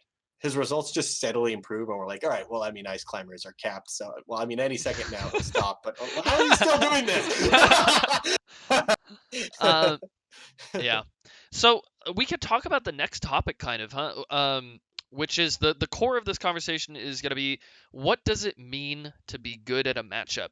And I'll tell you where this stemmed from, at least for me, because we were talking about it in my stream earlier, and the first thing that I kind of said, and this is maybe not even really important to the core thing here, but I was looking at the results and I saw that Mango and Bananas went 3-2, and I said, if Bananas actually beat Mango, can we all just agree that it's not like Bananas is like he's like on God level now? It's like he probably just wobbled him, right? Like he wobbled him and he won some good neutral interactions, but can we at least admit to each other that like if this was a Fox with the same skill set, like would he have been able to do this, or is he really just like he gets a 1-to-1 kill and like openings per kill ratio? It's like 1 opening per kill, like it's pretty crazy. And then people were like, well, maybe Mango is just bad at the matchup, and like maybe that's why it is. And instead of like Bananas being so good that he's beating top 5 players, maybe Mango is just proportionally bad against Ice Climbers. And I said, no, I actually think that Mango is like the best in the world against ice climbers. I was like, ever since he's been going Falco, he destroys Chew. Yeah. He's beaten Army multiple times. I think. I don't know. Yeah. He's Maybe also not. lost them He's though. lost to Army, right? I mean, yeah, he lost to Flipsy. Everyone's like, what about Flipsy? I was like, he told me he was Hmm. very drunk, and I don't think he really cared. That's all I got for you. I don't know what else to tell you about Yeah. that one. Like, if you're not going to say that it like inebriation affects results, then you'd just be a crazy person. Yeah. Yeah. And then I also think that like I don't know. I think he does really well against ice climbers recently. Like honestly, Right. like I remember he played Diz Kid at this tournament. And I saw him playing Falco against Diz, and he was destroying him there. And then they brought up, well, do you think that Mango's better against ice climbers than Squid? Because like Squid 3-1 bananas instead of Yeah. 3-2'd him. And then I had to That's like say, that's like 28% better than him or something, you know? So I'm yeah, right, yeah, mathematically. But then I was like, well, I think that Mango was about to 3-0 him, and then he kind of just stopped doing good things in the matchup. Mhm. So I don't know. And I think if you go by results, I would think that Mango is just like better than all of us at the Ice Climbers matchup, right? Yeah. But should we go by results to determine being good at a matchup or not? Okay. So there's not a clean answer, I obviously, know. right? That's how I I feel do too. um I do feel that Mango's proportionally worse against ice climbers than he is against other characters. Hmm. And I think that part of it is like, so Fiction has talked about the ice climbers matchup in a way that like helped my results a lot, which is Hmm. like ice climbers can be really complicated at times, and the interactions can be really complicated. They dash dance, Nana gets desynced a little bit right in front of you. Are you going to hit one or two of them? Do you want to go through Nana? Is she going to desync and then just like CPU become a CPU and jab you randomly or Hmm. something? Like, so there's a lot of like weird interactions, and they are possible to learn, and you kind of have to study a lot in order to learn them, and Definitely. they're kind of independent of outplaying and getting outplayed by your opponent. You just have to know them. Hmm. But also, your opponent can outplay you. Like that's also a thing happening during this, right? And you can outplay your opponent. And then, lastly, and this is the big one that Fiction harps on a lot, you can just choose not to engage them at Hmm. all times. Like Icy's, one of their biggest weaknesses is that they can be exploited and that you don't have to outplay them all the time. Yeah. And I think that's where the people who are really good against ice climbers historically, like Crush or even Armada, Hmm. choose not to engage in times when they aren't 100% sure what's going on with ice climbers, Yeah. and ice climbers can't punish them for that. So I think Mango is one of the type of guys who's gonna want to outplay them all the time, Hmm. and he's not willing to like, oh well, they can't do anything about this, so I'm just gonna full hop away and then just hop around, and I'm gonna hop on the platforms 4 times, and then Hmm. eventually I'll come down, and then they won't be ready for it, and then I'll play the game, you know. Right. So I think that's the type of thing that I do more than Mango, and I think Mango might outplay the ice climbers more often than I do, Hmm. and he's actually just so much better than me that his results from that will still be better than mine, probably, Yeah. but just his unwillingness to exploit weaknesses that the characters have and not that the players have, I Hmm. think will mean that he's a little more susceptible to things where it's like, well, he just, I don't know, he just didn't do good things this set, but normally he does good things. And I just like, it kind of Right. looked weird, but it's like, yeah, but he could Well, have just, I think can we like agree first that I think and maybe this isn't true for ice climbers, but Mango's results with Falco, not Fox at all, yeah, I think have yeah. been better than all of the other Falco's results against ice climbers. I think that's kind of true. Well, If you don't think that that's true, then we probably shouldn't use this example. Because I think yeah, instead we should use me and Mango and talk about Puff. yeah. Be- Okay, I see what you're saying. because I what don't think his results are, even if they are better, they're not that much better compared I would to agree they're like not that much West better, Balls and I. but Like, like most ice climbers are kind of like Chew is on the decline. Like Dizkid doesn't play anymore, neither does yeah, Dude. So like what people are losing sometimes to Army and beating Army sometimes, and then yeah. we I mean, all it's, we all beat bananas. I don't know. yeah, Like we have all beaten bananas at this point. yeah, Literally, you, yeah, me, and anybody. yeah. So I think maybe a better example is me and Mango, and we were talking about the Puff matchup because I have Okay, beaten all of the other Puffs, but yeah, Mango does not lose to the other Puffs, and he also has beaten HBox, and I have yeah. not. But I actually think maybe Well, this he is also, we haven't seen him Falco other puffs. have we not ever? I don't think so. I don't think so. Not that I can think of, at least. Not. Okay, I don't maybe know. you're right. But anyway, he beats Hungrybox, right? Who is Yeah, like yeah, yeah. the Puff. So let's Right, just yeah. say that Mango's results against Puff are better than mine, right? Yeah, yeah. We could just Yeah. say that for the sake of the argument. I think that I do more things that are good against Puff, but my Hmm. results aren't as good. And we could even just take the Hungrybox sets, because he's beaten Hungrybox and has also taken a Right. game 5. I've never taken a game from Hungrybox in the 5 that Hmm. I've gotten. So it's like, how how is Mango achieving better results even though I'm doing more things to exploit Jigglypuff?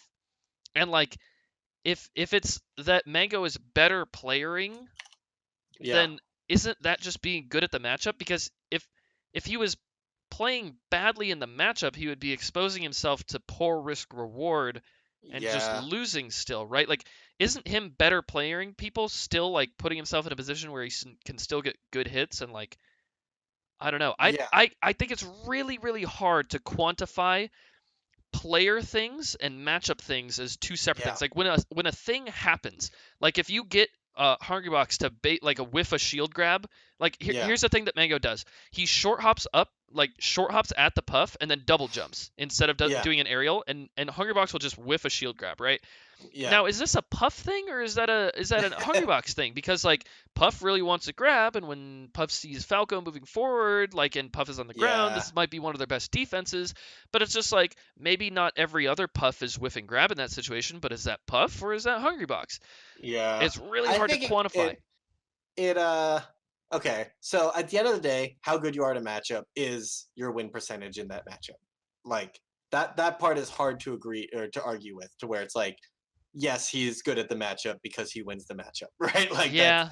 that will end up just being true. Mhm. And then all other questions are going to be like, why, right? Like, is Mhm. there something else going on that I'm not understanding? Is my understanding of the Puff matchup wrong if the Mhm. results are not there to back it up? Is there, execution there that we're not talking about or Mhm. something, or even just execution of a game plan, which can be something too. Um, so I don't know exactly what it is that he does that makes his matchup, his Puff matchup, and your Puff matchup different. Mhm. And like I don't, it's hard to break it down individually, right? Because I Right. think Right. the real answer would be to go through all the interactions rather than talk about it in broad Yeah. concepts, because broad concepts can only take you so far. And at the end of the day, Mango in the details is winning more than you are, right? Right. And I think some of it might come down to what we talked about before with staying unpredictable. And Mhm. that, actually, we have a Link main who's starting to get all right in SoCal. He's like got Nice. some wins. I've never lost to him, That's but good. he's taking a game here and there and like a best of 5 or something.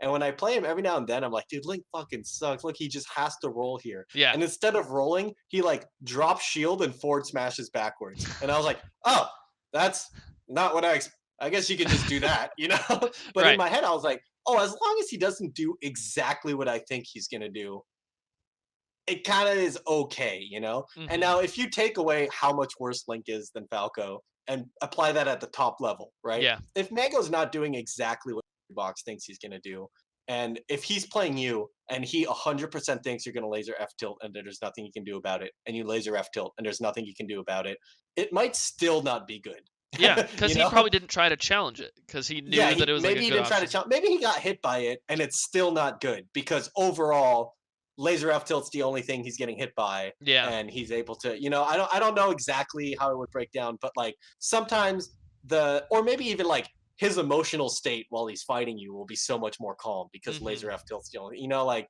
and he's just like, okay, Oh just man. grind it out, get through this laser F tilt, just grind it out, Yeah. or something like that. Um, We're just getting into so harder things to quantify. It's like, yeah, oh, exactly. It how is just his gets even emotional more state nebulous. against the Yeah. laser forward tilt? Yeah, so it's Yeah. like, we need to talk about the details. Here's more nebulous concepts. No, so I think it's So, well, my thing is what you said. I think we have to go by the results. It would be really hard to argue otherwise because you can't say that someone's yeah, bad at a matchup when they're winning it. And it was like yeah, that was my exactly. assumption too. And I guess I assumed that Mango had better results than you against Ice Climbers. Have you ever played against Chu? This is a question of mine. No, no. I No. mean, I'm sure he has overall. I mean, I just I mean, haven't played a I lot of literally Ice. have no idea, but that was like Listen, I have a terrible record against Army. I have the last 4 wins though. I'm undefeated against that's Army in good. 4 sets. I've solved Ice Climbers. Now I'm better than him. Yeah, you're godlike, I'm godlike. kidding. But so my assumption was that Mango had better results than you, and I was like, I don't think that you can say that because like, oh yeah, he laser forward tilts Sopo more, and Sopo can't Yeah. do as much Right. against it. Right. That doesn't mean that like Squid's better at the matchup. Like, oh, and one thing that I referenced was, oh, I think that Squid might be better at killing Nana efficiently. But there's more to the matchup, right? Like I think Mango's Yeah. taking on good risk reward, so that he's getting such large punishes and kills off of it Mhm. that he's probably playing maybe a little bit more effective in the matchup, which Yeah. is why you're seeing the results. But then again, we have to go back to those stupid nebulous concepts of just Yeah, like, because that's like he's outplaying more, I think, right? And like I might be better against ice climbers that can't get around laser F tilt, you know. And laser F tilt is just the example I keep coming back to, but it's yeah, whatever I do in the yeah, matchup, right? Like I have these options, and maybe like ices who will run into that option or don't know how to get around that option will be worse against me. But I do think Mango's is more holistic and like an approach to the matchup that's just you can't describe what it is that he's doing to beat you as much, and that's better, right? Like, because if you can just break down why it is that you're winning, they can just not do that, you know? Like, right, I don't right, know. right. Like, so that might just be part of it too, right? Like, I don't know. You can't get too pinned down in any one thing. You got to stay unpredictable. Maybe it's like I only have 2 things to beat something, but they beat the current ice climbers every time. But Mango has 5 things to beat him, but sometimes he just gets hit. You know, like I don't know. Yeah, Like, I think specifically for me and the Puff matchup, or even just like for me and the Fox matchup, I feel like Fox is probably my best matchup, but it's also mhm. Mango's best matchup, and it's just like, Yeah, well, how do you determine who's better against Fox? It's like, well, he's getting more higher yeah, level wins, and also like I think that what you're saying is really resonating with me about how I think I do a lot of things to like straight up beat out the Fox, or just like I yeah, have answers to full hop, like I stand there and I up tilt, and it's like, okay, I yeah, assume he's gonna full hop, I'm gonna stand there and up tilt. It's not like I'm gonna yeah. do something else. Mango has a whole plethora of things. Goes Mhm. all back to what we first talked about to beat that full hop. So it like dissuades foxes from actually wanting to do the full hop. So now they have a different game plan, and you've thrown them off balance. Yeah. And it's like Mango has this entire other thing than I do. So that really connects with me. That like, okay, I can Yeah. see him being better at the Puff matchup, not because he's like specifically shutting Puff down, but he's Yeah. mixing up around Puff's options so much that he's getting large reward. It's not even that he's like Right. better playing or Mhm. anything like that. I think he's just like staying unpredictable and like putting in Yeah. positions where like I don't think he's I think there's a thing that's like bad against the matchup though, right? Because like you can put yourself exclusively in bad risk reward against a certain Mhm. character, or put yourself at a bad spacing or something, and it's just like okay, you're probably bad at the matchup, but you probably Yeah. also wouldn't be seeing good results. There's Exactly. like Yeah. no Like way. realistically, you wouldn't. And if they're getting good results and being put in bad risk reward over and over again, and it seems like they're winning guesses that they shouldn't be, hmm you probably have a misconception about how the mix-up works or what's going on, or his opponent has a huge misconception about the mix-up. Or Right. it could go into this almost goes into our next topic, but risk reward, maybe Hmm. you lose 90% of the neutral interactions, but your punish game is so much better Yeah. than the other Yeah. Yeah. Yeah. person's that it doesn't matter. I would say Yeah. that that is almost But that better that also playering, should be factored into risk reward, I should be think. factored in risk reward. I Yeah. agree. But then you have to like but then it goes into potential reward, right? It's just like Yeah. okay, well you're better in neutral against this character, but Yeah, your because okay, results here's are another thing: is that at the end of the day, they're like the answer means nothing, right? Who is better agreed. at the puff matchup is not actually a productive thought to have, Yeah, right? I Like it's 100% kind agree. it's kind of like a tier list or I was about to whatever, say the or same a thing. Meom rank or something. You Yeah. know, like at the end of the day, what your rank is, how good you are at the puff matchup, and how good Falco is versus puff does not affect what decisions you make in game. Are you saying So, that my rank doesn't mean anything, Squid? Are you trying to take this away from me? My family's listen, proud of me, okay? your recovery is a little bit better when you're ranked top 40, but aside from that, like it just goes a little further, you know. Right. But aside from the improved recovery that you get from your rank, no, it doesn't They matter. actually lengthen your side B actually. Yeah, Oh, yeah, this they is call it Meom angels. They come down, pick you up. They wow. just Yep. yeah. So here is Wow. here's a question. This is just going to be used as like a segue that isn't a segue into our next topic. Have you ever tried to go from the right side of the Hyrule Temple down to the bottom using side B? No. Do you think that you can? Yes. I don't know. So you've never done it? You gotta try No. it, dude. You know what I'm Okay. talking about, though, right? The right side of Hyrule Temple, like Yeah, up yeah, top yeah. and then Would I going all like the way down. from the edge or from a short hop or It doesn't any matter. way? Doesn't matter. Okay. Anyway. Yeah, And I but just try to double but you jump have to inside use B. side B, double jump and side B. Well, I mean, Okay. you can shine too. I don't actually know if that matters as being part of it, Right. but like, just not up B. You can Okay. use anything else that you want to use. So you're telling me it's possible but hard, and that's why I should try I it? wish I didn't have to tell you whether or not it was Okay. possible because I want you to try. I tried it Right, for right. like a half hour on my stream today. Okay, so you didn't know when you were trying it? Nope, I had no idea. Okay. It's not Yeah. like someone told you this is possible, try it. Someone said eventually, like 20 minutes in, that it was Yeah. possible and they saw a video of Okay. it, Yeah. but I intentionally did not watch the video so that I could Yeah. try and figure it out. And then I got it my first try once I altered my method, which is good. Oh, okay. Yeah. So I implore you to try it out because it was kind of fun and interesting. I'll try it. Yeah. Because there was this person in my chat that said he was 100% certain that Falco could not do it, and I was like, I think I'm gonna do it, man. But anyway, so like I said, segue that wasn't a segue. The next thing I wanted to talk about was potential reward. This was Okay. a big discussion I had in my stream today. For like an hour, I talked about it. And I felt like I didn't do a good job of presenting it. Okay.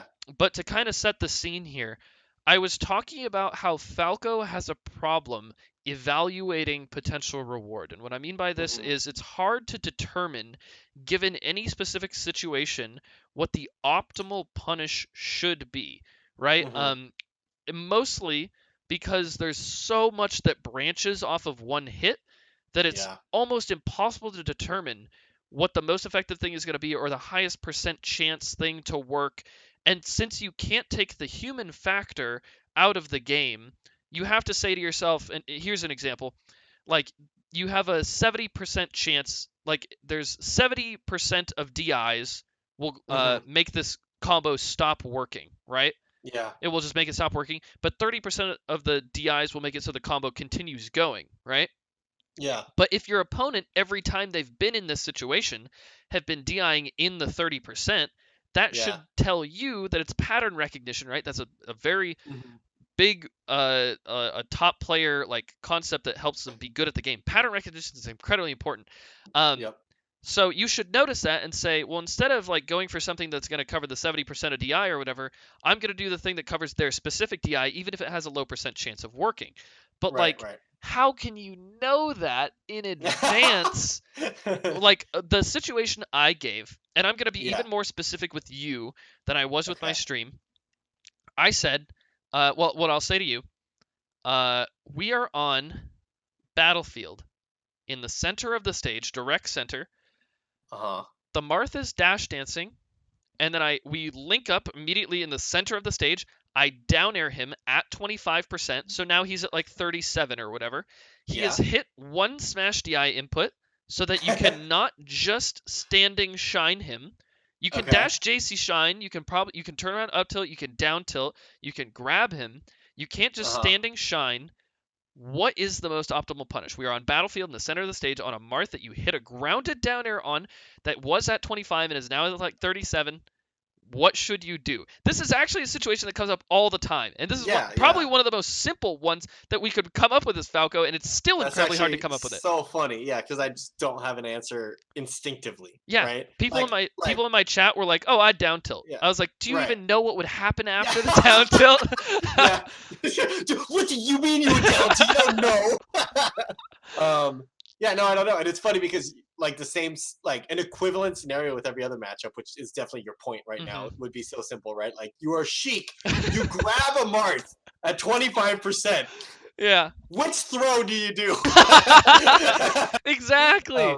Exactly. Yeah. And the example I gave was, okay, I can give you so many specific examples with other characters that the answer's so easy. Okay, you up throw a space animal onto the platform as Puff at 25%. What do? You reaction tech chase rest, and it's literal guaranteed death. There's nothing more that can happen. It's like, it's so simple. Okay, you're Marth on FD and you grab a space animal at 13%. What do? Like, you know what you should do. It's not a question. So it's like, with Falco, I can almost think of zero specific. I can get as specific as I want, and I can almost come up with no like things where I actually know the optimal punish. So like, what am I Well, doing? the times you know the optimal, yeah, you're like, what if I just know nothing about punish game too? Is Right. another thing. So there are definitely some, but they're later on in the combo, right? Like you know that if you shine a puff on Pokemon at 50 and she DI'd in, you know what the optimal punish is. That's a reactable hit confirm though, right? Well, You yeah, react but to the DI still are happening, and then you just go hit him. okay. Yeah, so but I think that's what a lot of Okay, the other ones. You're right. My bad. Yeah, I'm just being yeah. stupid. Yeah, so I think that's just like you have to find those with because okay, this is a large Here's part my. of my argument. Okay, so Can go I ahead. say something? Yeah, My yeah, problem isn't what do you do after the shine. It's yeah. how do you know that you should shine in that situation, or instead do something else. It's really hard to Oh, say, right? uh-huh. Cause like Because okay, so the Sheik kind of knows she wants the grab, but with Falco, sometimes you don't even really know what you want. that's Sometimes. what I'm saying. You don't even know what you want because Yeah, you might shine yeah. that puff, but don't you think that most of the time puffs are holding away in that Right, right, situation right. to not get shine off the top? So why Yeah, wouldn't you go for a down air to ground them on the platform where you can probably get a more guaranteed punish, right? yeah. Like that's my problem. Is like you might very, very actually probably most likely you get a shine and they just go over there. And it's like, well, wouldn't you want a little bit more damage than Yeah, that? yeah. Huh. It's so hard to evaluate in the moment what you should do as like not even all the time as your combo starter, but just like what you do for your potential Right, for reward. even like your neutral game and stuff. I think Yep. this is interesting too because this is kind of explains some of the mysticism of Mango as well. Mhm. Where so okay, I've given the laser F tilt example where Mango might choose to look for more. I talked about the wave dash back, wave dash in option. Mhm. Some of those when he did it versus Zane looked like he did have a guaranteed punish and Mhm. chose not to shine him. Oh, this Like is a good concept. right? Yeah. So he chose not to take the guaranteed punish, have Zane whiff something. So chose to whiff something for the chance of getting another punish. Mhm. And I think that the next punish, not only can he choose to do a better move, maybe he knows that down air at this percent is better than shine, and Mhm. we're not quite sure about that yet because we Mhm. suck, you know. Maybe that's it. But maybe more important than whether you down air or you shine is that you hit Zane when he's not expecting to get hit, right? Yeah. Because Zane knows that he just whiffed Nair, knows that he's punishable, and is smashing his control stick up and backwards, you know, like super Mhm. fast. And then you don't hit him, so then he whiffs the Nair, and he's like, oh, okay. And then he goes back to dash forward, boom, he gets shine now, you know? Mhm. And that's, I think, part of what makes Mango's punishes work, is Yeah. that he hits you not when you expect to be hit. Yeah. And Falco, I think, just if you know you're going to be hit by Falco, it might just be really hard. You Mhm. know, then maybe the fact that Mango has so much trickery in how he moves, how he attacks, so much unpredictableness Mhm. is why he can be a successful Falco. And maybe that's even better with Falco than other characters because of that, right? Like, Mhm. I'm not 100% sure about this, but it doesn't matter I'm really. pretty But sure you're right. I actually talked yeah, to Sammy about this same concept where I was talking about how Falco is really good at like there's situations where you might have like a 50-50 mix-up like advantage, right? Like yeah, there's 50% chance that you win the mix-up, 50% chance that you lose the mix-up. This is a super oversimplification, and other characters might have to be like, well, I'm in this space, I gotta go for it, right? Like yeah, I have to go for this mix-up. This is what I've been setting up for. Here's my 50-50. Falco could just be like, nah, I'm gonna full hop away and I'm gonna wait for something better. yeah, And yeah, that's kind of what you're saying with Mango. He does his passive pressure where he might have had like a pretty good mix up or even like a guaranteed yeah, follow up, but it might not have led to as much as if he had waited for a different mix up advantage or a different reward. And I think that, right. like you said, I think he's really, really good at that. But it's so hard to evaluate that I don't even know. I think a lot of that is like, I hate to say it, but like intuition because of how much It's he's played. It's like experience. I think it's like intuition. I think also it's maybe a perspective like we're talking about where you know, we might have this perspective again of where we can invalidate a certain character's options, we can prevent them from being able to do something, and he may Hmm. have a perspective that says, I want to show this guy that I know what he's going to do. I want to show this guy I can play around. You know, like I want to Yeah. show him that I can outplay him. And as a result, he's intentionally letting him whiff 2 things and then hitting him. Yeah. And what that means is that when he hits them, it's a much better hit because his opponent's super not ready to get hit. Yeah. You know? So it's So like it's maybe kind of a it's like God, I can't even think of the word, but it's not even a it's like direct reason he's doing it is to get a larger maybe punish. right, It yeah. might just Like be at a the end of the day, the consequence. reason. It might be a Mhm. consequence of like Yeah, just yeah. that thing that he's doing. So maybe the reason doesn't matter too, right? Maybe it's like, okay, Mhm. as Falco, we actually have to look to do this, right? Like we have Right. to, and I think PPMD's talked about. I saw someone in chat mentioned this too, and I have seen him write about it before. Where PB's definitely talked about it. Like you got to win in ways that they don't expect, especially nowadays. I think Sammy has talked about recently about how if you know you're going to get hit, it might be good to just start smash DIing like crazy, right? Like Mhm. you whiff a dash attack, you just start smash DIing like a madman. That's something that didn't happen 5 years ago, right? Like Definitely. people didn't intentionally start smash DIing one direction. Mhm. And if you can really like capitalize on that, right? So don't be so antsy to hit them, essentially. Like Mhm. don't be so antsy to I mean even invalidate them, right? Like Mhm. it's be antsy, like not antsy, be trying to outplay them to like Yeah, I think it's I a don't good think outplay is the analogy. right word too. Like A good analogy might be like low hanging fruit, but yeah, yeah, in yeah. this analogy, the lowest hanging fruit is like not as delicious as the fruit that's like at the top of the tree. Mm-hmm. You might have to Mm-hmm. climb the tree and put in a little extra Yeah. work, but there's better fruit up there. Yeah. And I think a lot of Falcos just eat this fruit that's right here all the Mhm. time, Yeah. and they just never taste the good fruit. Yeah. No, I agree. But And also it can be hard to tell because like it's the same fruit, but so this hard one's to better. tell. because Yes. this because you had to work for it. Sometimes fruit just tastes better after you've had a long day's work. Yeah, yeah, definitely. But translating that into results, which is how good it Yeah. tastes, is like, oh god. Anyway, um that all makes sense to me. I think that's really really good. Um Yeah. Because I do think that like when I watch Mango, there's a part of me that's just like, why doesn't he? Oh God! Oh, what the? And mhm. that what the is really what makes it work. Because Yeah. like his opponent's feeling that too. So Yeah.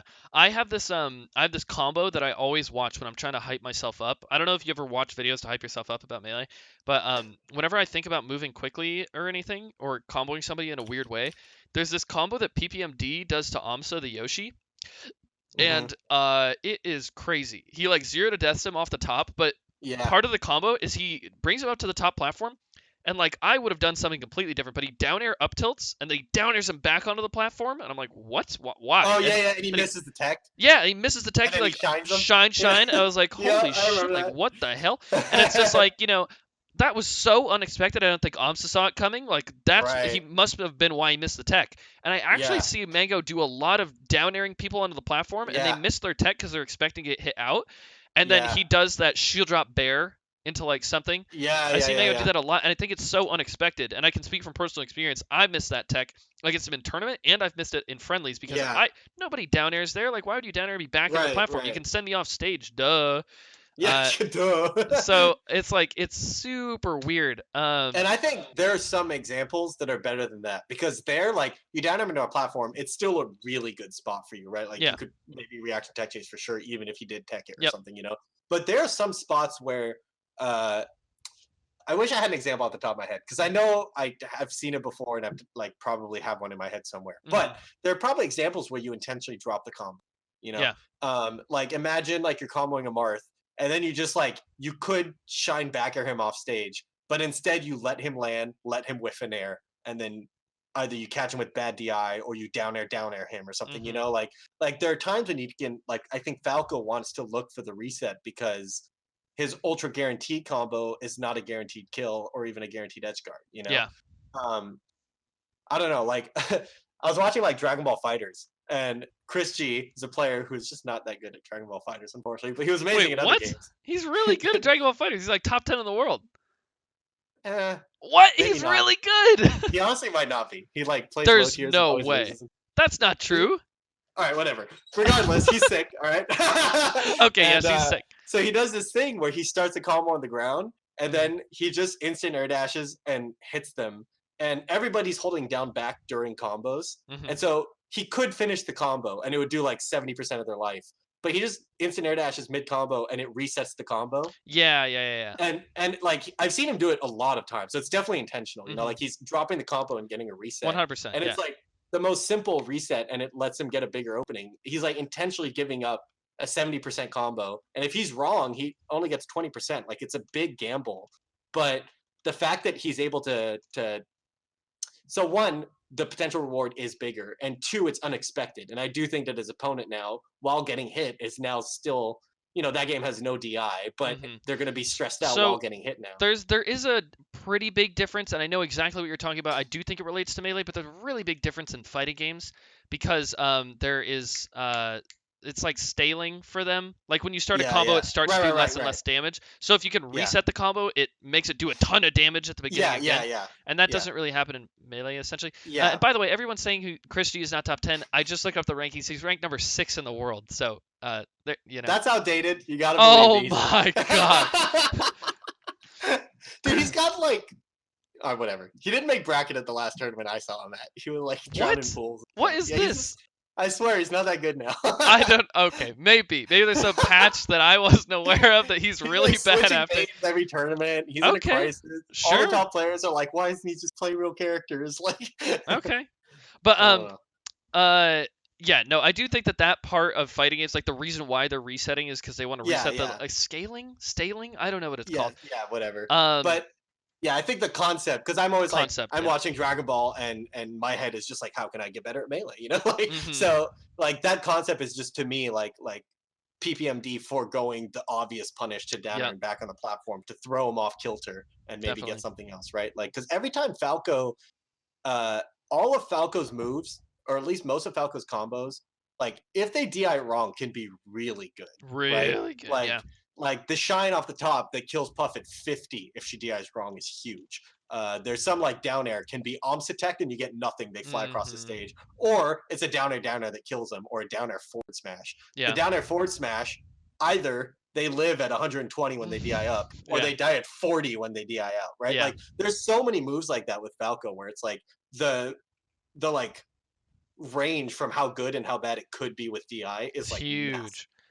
Yeah. So I think we should really be focused on how do we, instead of just trying to get the guaranteed stuff, really look for the good stuff, you know? Yeah. And because Mango and PP, I think, found it a lot more than other people. And sometimes we'll see combos, right? Like PPMD combos Ryan forward off the top platform with a forward air, down air 4 times in one game. And we're like, that's a sick combo. Let's try to copy it literally every single time I play anyone. And suddenly that becomes meta. And now every Fox is dying out, right? And it's not that PPMD did this, it's that PPMD mixed them up, right? Like PPMD found the answer to the DI that was meta. Yeah, you know? 100%. 100%. That's the human element that I was talking about for sure. And that's huge with Falco, I think, right? Huge, like more so than others. Yeah, which is why I think pattern recognition is even more important for Falco, which is something that makes him such a dynamic character and an interesting character. With Fox, like you up throw Spacey out of the platform, you either read tech in place or you read that they're going to roll left or right, and then you react to which direction that is. You already know that what you're going to do in response to that, the most optimal punish is to do another up air. You want to get both hits, and like blah blah blah.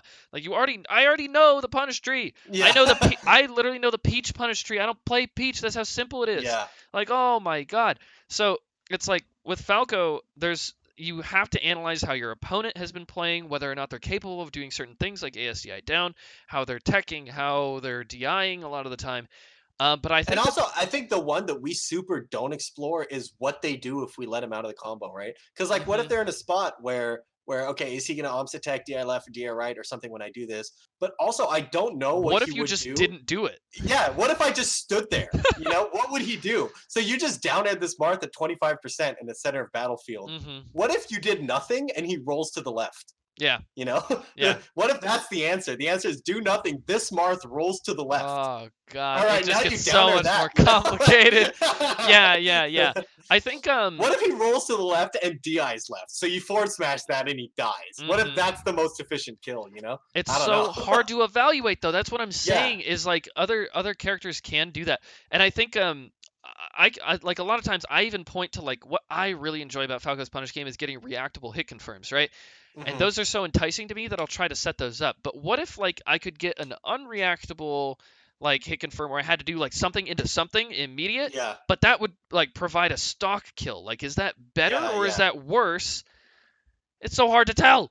It's hard, I mean, yeah, it's hard to tell. So I just don't know. But the thing about Falco is that even if like so many times if you back air and they DI in, or if you forward smash they DI in, they don't die. You can follow up so well and like still maintain good position. Yeah, and, like hard back air combos into stuff. Like when they DI in so easily. And sometimes it's like combos into stuff at like 50. Where I like hard back air and it like people will be like, oh, nice soft back air. But it actually was just a hard back air and it just combos anyways. Yeah. Like I've like done like short hop auto cancel back air that hits, and then I just dash back at him and short hop nair and it combos, right? Like that's a thing that you can do because like Falco versus bad DI is so good. Yeah, like, yeah, most definitely. I love saying like whenever I kill someone with a forward smash with bad DI, because it kills at like 50, you know? And I'll be like, imagine if it was just this strong. That's just what the move was, you know? Instead of being this is the move on bad DI. Yeah, like, that'd be so funny. But that's one of the. I think that Falco is the best character in the game. I think that because even if they get it right, even if they get the DI right or something, you're still doing such a powerful option. So much. And you're time. just improving your position a ton, right? And then like all that we're describing right now in Punish game, I think is also very applicable to neutral game. And I think Mango excels at both to where like he resets to neutral and then also he immediately gets a guaranteed laser, which puts him in a good spot. But also, if your opponent thinks you're going to laser there every single time, maybe not lasering is good, you know? So it's just like, there's so many of these mixes. You can put your opponent in a spot where he thinks something all the time, and you can always do something else because Falco always has multiple options. So you can constantly have your opponent guessing and feeling like they're guessing wrong over and over again, and you can punish them for making them guess wrong. So. Yeah. No, and I think that's one of the traps that a lot of people fall into with playing like Fox, Marth, Sheik, or Puff is just like they kind of do the like I'm kind of predict what you're gonna do. Like okay, I'm playing against Zane. Is he gonna dash back grab? Yeah. Yeah. Like yeah, I don't know.